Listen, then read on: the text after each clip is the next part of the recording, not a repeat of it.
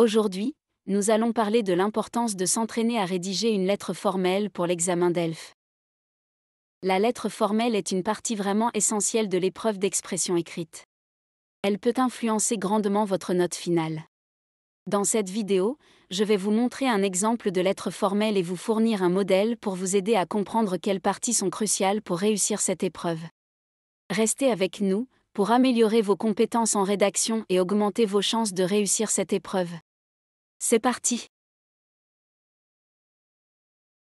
Pour commencer, on va examiner les éléments indispensables à inclure dans la lettre formelle. Après avoir expliqué ces éléments essentiels, nous allons conclure cette vidéo en vous montrant un exemple concret de lettre formelle, rédigée en français.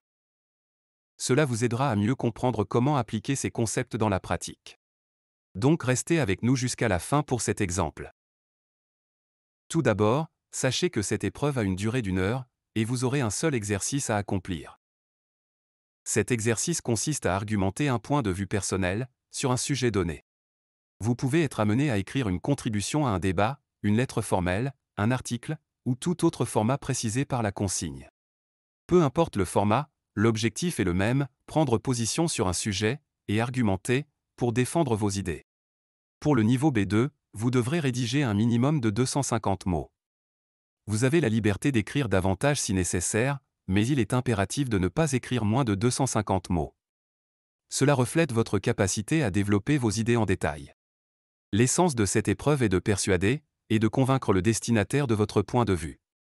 Vous devrez structurer vos arguments de manière logique, utiliser des exemples pertinents, et présenter des idées claires et bien articulées.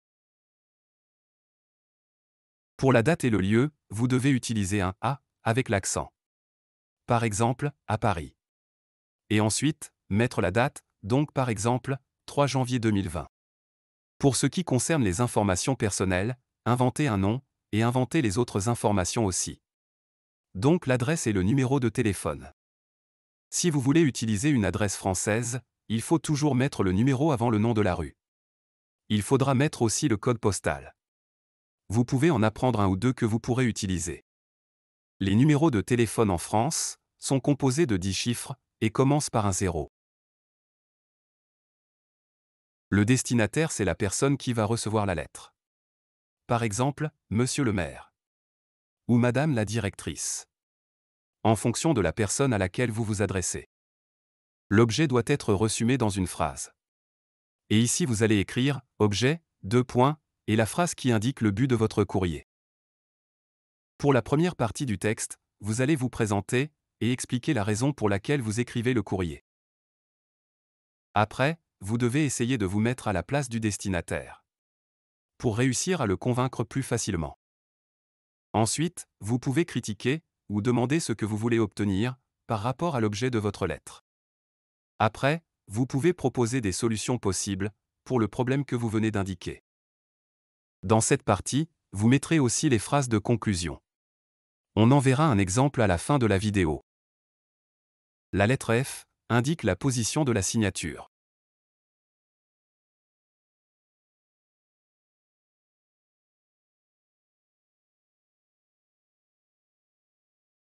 Voilà un exemple.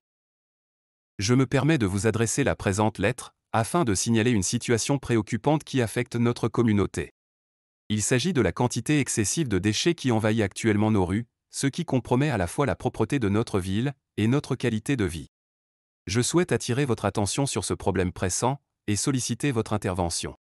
Au fil des derniers mois, j'ai constaté une augmentation significative des déchets abandonnés dans les rues de notre quartier. Des ordures ménagères, des détritus divers et même des encombrants sont déposés de manière incontrôlée, créant ainsi un environnement sale et peu accueillant. Cette accumulation de déchets défigure nos rues, nuit à l'esthétique de notre ville, et pose un risque pour la santé publique. Je suis convaincu que vous partagez mon inquiétude quant à cette situation, et je sollicite votre aide pour trouver des solutions durables à ce problème.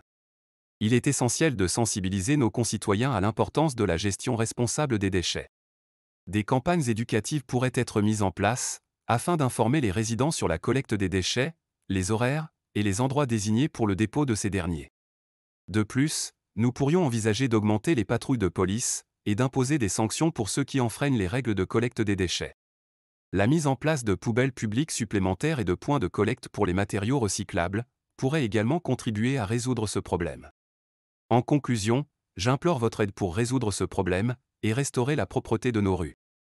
Notre ville mérite d'être un endroit agréable à vivre, et je suis convaincu que, grâce à votre leadership, nous pouvons surmonter cette situation. Je vous remercie de votre attention à cette question urgente, et j'attends avec impatience votre réponse. J'espère que des mesures appropriées seront prises pour remédier à cette situation et améliorer la qualité de vie de tous les habitants de notre ville. Avec le plus grand respect.